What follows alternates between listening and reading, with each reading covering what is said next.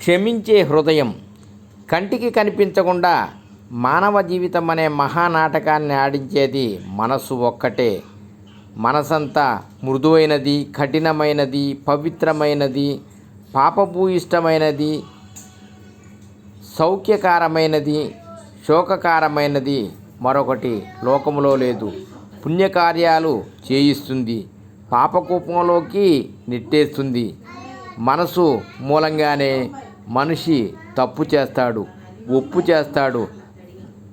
తన వల్ల తప్పు జరిగినప్పుడు మనిషి అనేవాడు పశ్చాత్తాపపడాలి. సాటి మనిషికి జరిగే కీడును గ్రహించాలి. తోటి మనిషి మనోభావాలు ఎంతగా దెబ్బతింటాయో అవగాహన చేసుకోవాలి. అలా గ్రహించగానే ఆ సాటి మనిషిని క్షమాపణ కోరుకోవాలి. మంచి మనసే మంచి శరీరానికి అలంకారం. ప్రసన్నమైన దివ్య భావాలు ఆవిర్భవించే మనస్సు చెడు ఆలోచనను, దుష్కర్మలను ప్రేరేపించదు. మంచిని విన్నప్పుడు, కన్నప్పుడు మనసు దుర్మార్గాన పోదు. సత్సాంగత్యం వల్ల, సద్గురు బోధనల వల్ల హృదయం ప్రక్షాళితమవుతుంది. ఎంతటి గొప్పవాడైనా, మేధావి, పండితుడు, శాస్త్రజ్ఞుడు అయినా అనుకోకుండా పొరపాట్లు దొర్లుతూనే ఉంటాయి. జరిగిన తప్పిదాన్ని అంగీకరించే సంస్కారము ఉండాలి. అంతేగాని చేసినది సరైనదే అని అడ్డగోలుగా వాదించకూడదు. క్షమాపణ కోరితే పోయేదేముంది?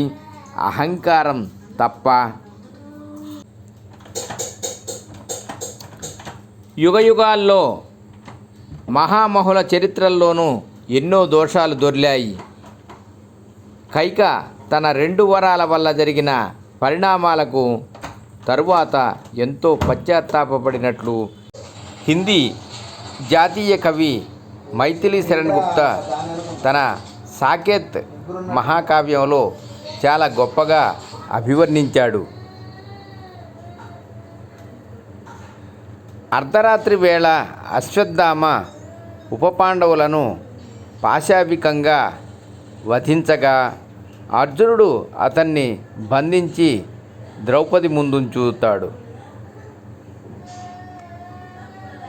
భీముడు అతన్ని వధించే ప్రయత్నం చేసినప్పుడు ద్రౌపది వారిస్తుంది.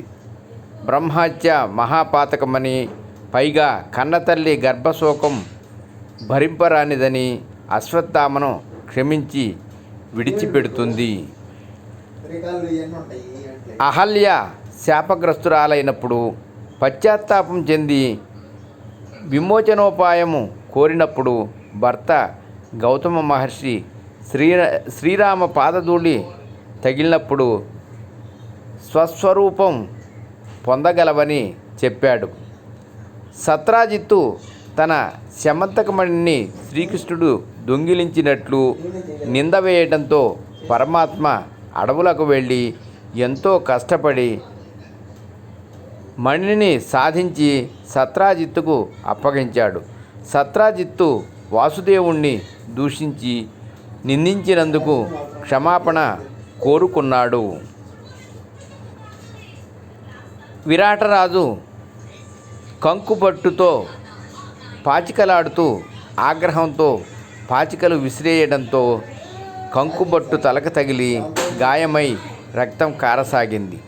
కంకుబట్టే ధర్మరాజు అని తెలియడంతో విరాటరాజు క్షమాపణలు కోరుకున్నాడు. ఇలాంటి ఉదాహరణలు రామాయణ, భారత, భాగవతాల్లో, అష్టాదశ పురాణాల్లో ఎన్నో కనిపిస్తాయి.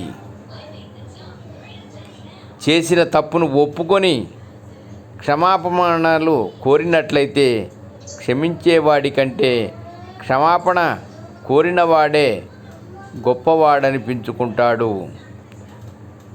క్షమాగుణానికి ఎంతో ప్రాధాన్యమిచ్చే జైనులు చిత్తశుద్ధితో ఆత్మ ప్రక్షాళన కోసం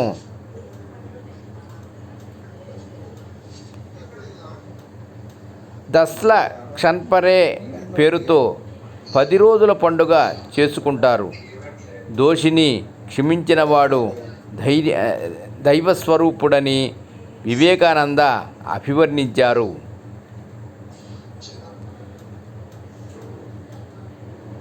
సర్వం శ్రీకృష్ణార్పణమస్తు. లోకా సమస్త సుఖినో భవంతు.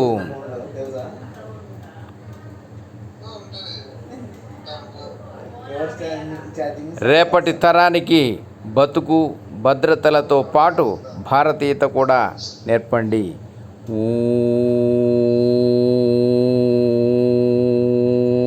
నమః శివాయ.